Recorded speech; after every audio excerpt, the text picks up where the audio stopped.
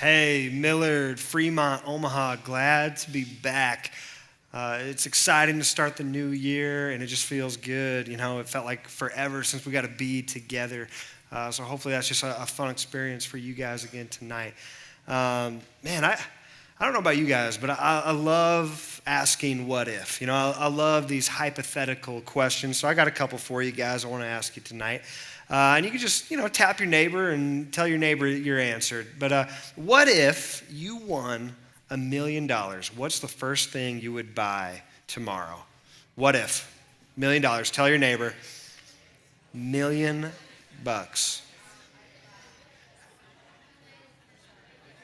Okay. Hopefully you got that one out there. What if you could have any superpower? What would it be? Tell your neighbor. Who's ever sitting next to you, let them know.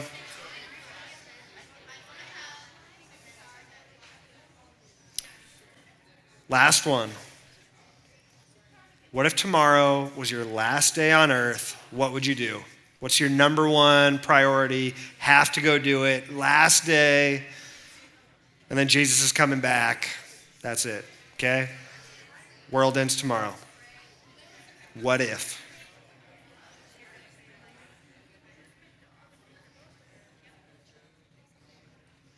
Okay, somebody out here tell me, what if you won $1 million? What would you do? What would you buy? I'd Buy a building for a business. All right. Let me see. What was my other one there? Oh, superpower. Somebody tell me, what would your superpower be? Reading people's minds. Interesting. What if tomorrow was your last day on earth? What's your number one priority? What are you going to do? Tyler. Worship God. All right. So, I think these what if questions, I think they can be pretty fun. But I think there's another angle to what if. Looking back on 2017, was it a good year for you? Was it the best year of your life up to that point? Or are there some things you regret? Are there some things that you're looking back on in 2017 and you're thinking, man, I want to change this in 2018? Or, gosh, I wonder, what if this hadn't happened? What would my life be like right now in 2018? Or what if this had happened? You ever do that to yourself? Start asking those what if questions. What if this or what if that? How could my life be different right here, right now, if only this had gone my way? Or if only this person was still in my life? Or what if that hadn't happened to me? That terrible, horrible thing that happened. I think that's pretty regular, pretty normal, especially in middle school and high school, to look back on the previous year and have a lot of regrets and a lot of doubts about what did happen. I know I did that a lot in my life. I would look back constantly, all the way up through college even. There were times when I would look back and I'd wonder, man, what if? What if I had just done this one thing differently? How would my life look today? How much better could it be if only I'd done this one thing better? And I think that's why we do New Year's resolutions. I think we look back sometimes and have all these regrets and we say, nope, this New Year is going to be different. And then we get to the next year and we're doing the same thing over and over, year after year, regretting what happened the year before. Having these doubts and wondering, what if my life could be better right now? I want to tell you guys, what if 2018 could be your best year ever? What if it could? Because I believe it can. I want to tell you that secret tonight to what I believe will help you have the best year ever in 2018. And then beyond that in 2019 and 20 and 2030, beyond till the rest of your days. I think there's a way you can have your best year ever, year after year from here on out. And it starts with a story. I want to tell you a story. And maybe you've heard this one before and you think you know, but I want you to listen to it. Just sit back and listen to this story. A long time ago, there was a kid born, and he was the youngest of 12 brothers. And his dad loved him above and beyond.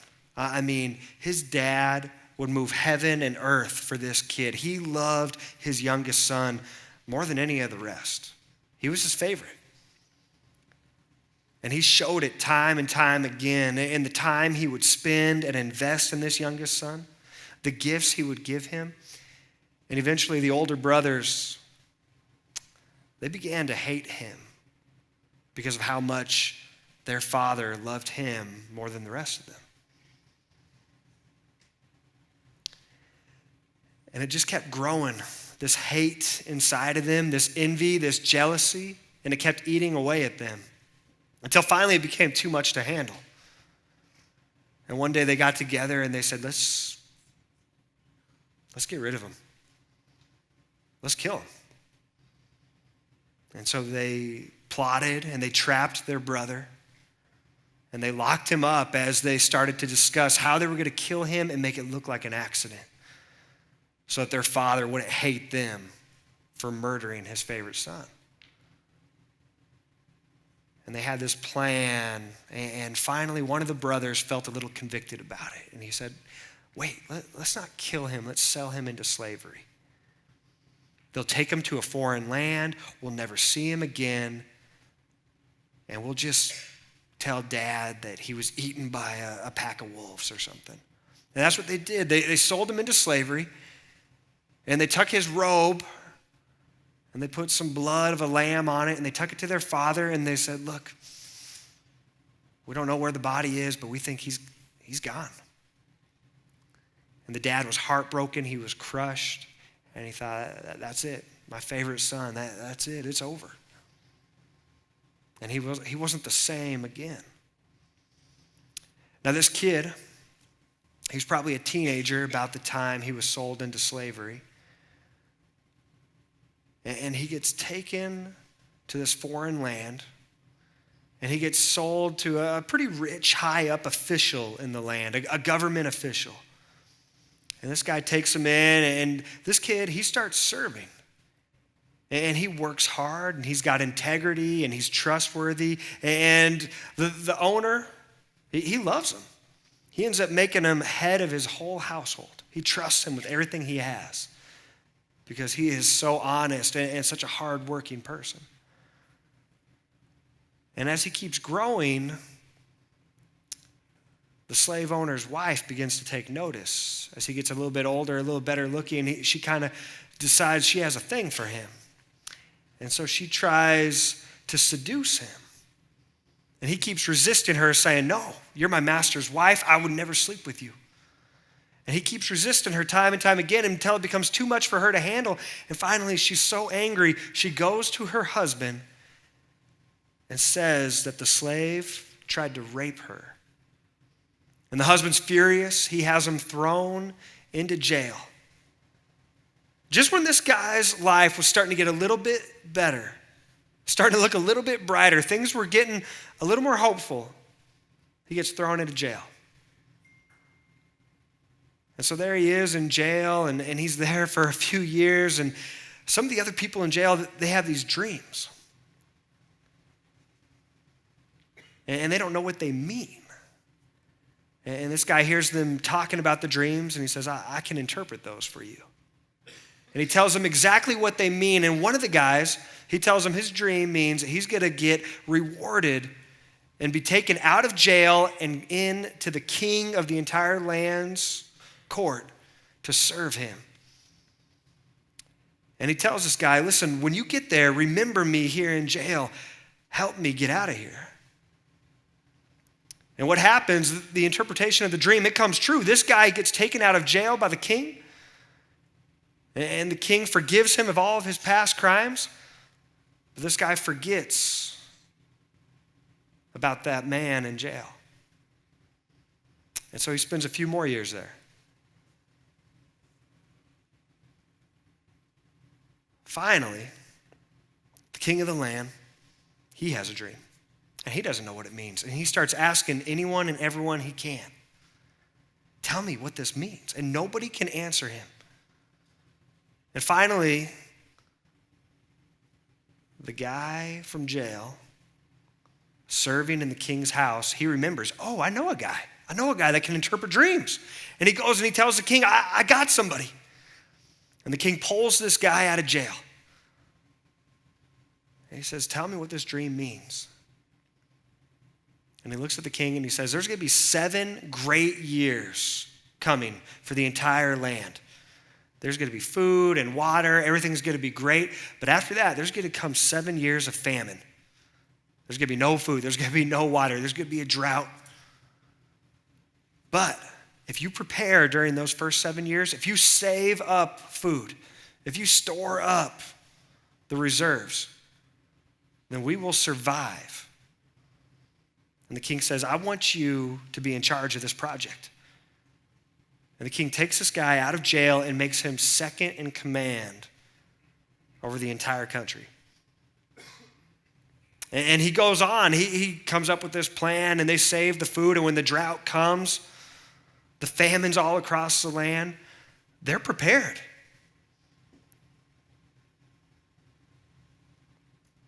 Time and time again, this kid had things go wrong in his life. This kid had bad things happen over and over, and they weren't fair. He didn't do anything to deserve them. It's just evil kept seeming to find him in his life. Until he gets to this point where he has risen up to second in command of an entire country. And because of what he was able to do,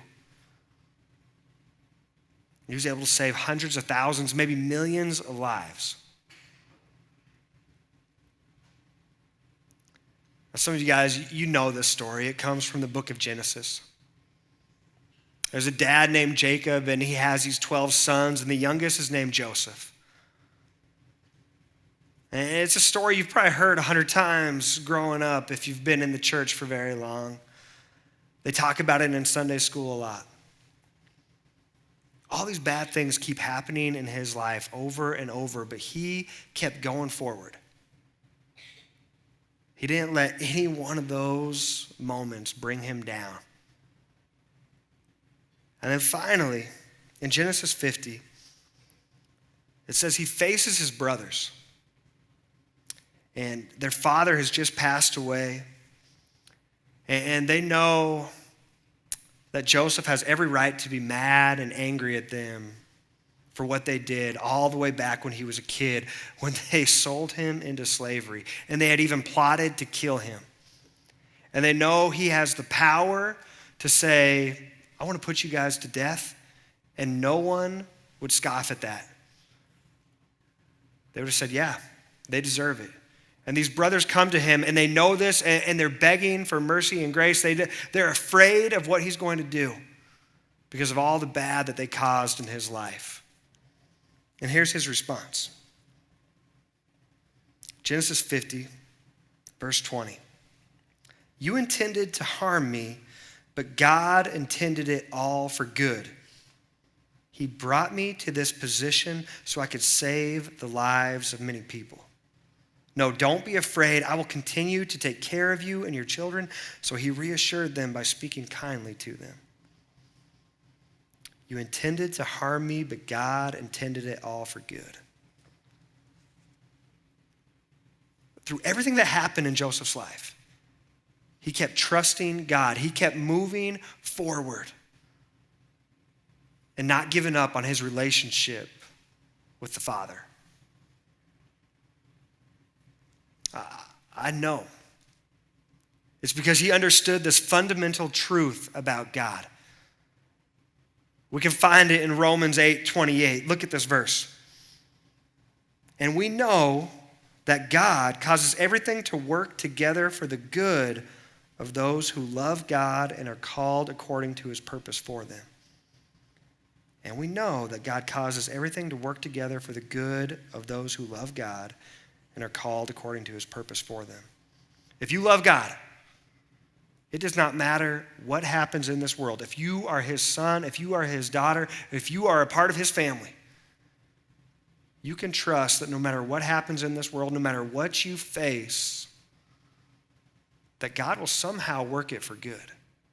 Even if somebody else intends it to harm you, you can look at that situation and you can know as a believer in Christ,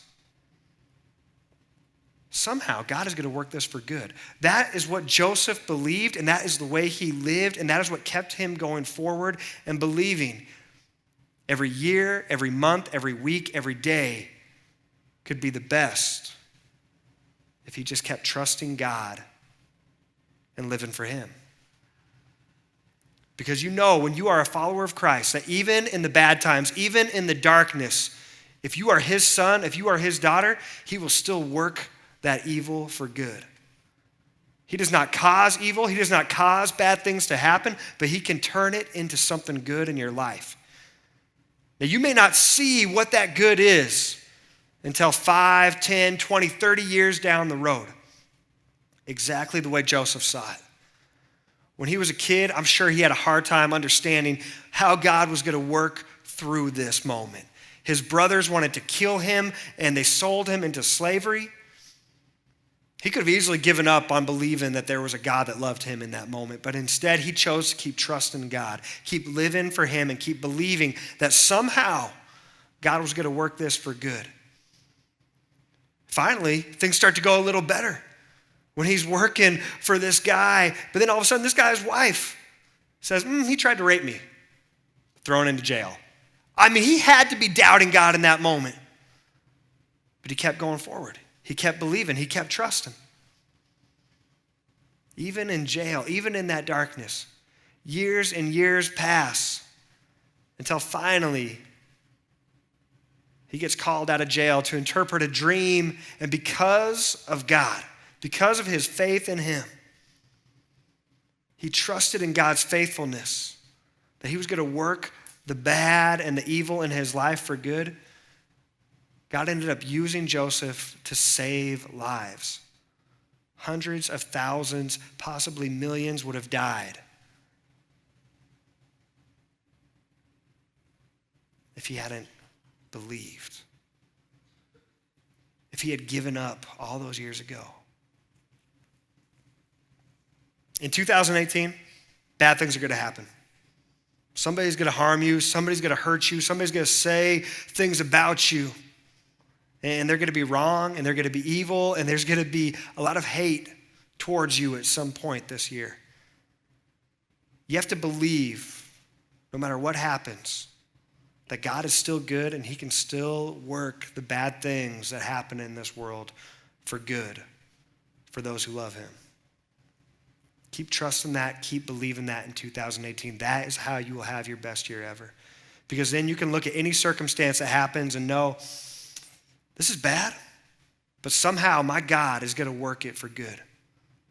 He will do it again, just like in the words of that song that we heard tonight. He will do it again. It might not make sense in the moment, but trust and believe he will do it again. That's who our God is. He can take whatever this world throws at you and he can turn it for good. I want you to know, for me in my life, I feel that right now. I'm going through some things that are just eating away at me. They make me mad. They make me angry. I mean, this whole morning, I was just mad. I don't like what's happening around me in some different situations, and I'm frustrated by it. But I know that my God is for me. And I know that whatever happens, he can turn it into good. And so I may not see it right now, but I can know and believe and trust that somewhere down the road, I'm going to look back on this moment and I'm going to realize, man, he was doing something there. He was working. Even when I didn't understand it, he has a plan. Believe that in 2018, and this can be your best year ever. Because nothing can bring you down when you know that even in the darkest moments, God is working. Let's pray. God, thank you. Thank you for the church. Thank you for your love. Thank you for your grace. God, I pray for any of us struggling tonight. Things happening around us that we don't understand. People who have hurt us, people who have harmed us, and we don't get it. We don't understand what we've even done to deserve this. Help us to know that you're for us, that you love us, and that somehow this is all going to make sense sometime in our lives. That we'll be able to look back and know, man, you were at work. You turned something that somebody intended for evil and harm, you turned it into good. God, help us to live out 2018 for you. Help us to make it the best year ever for you and your kingdom. In your name we pray. Amen.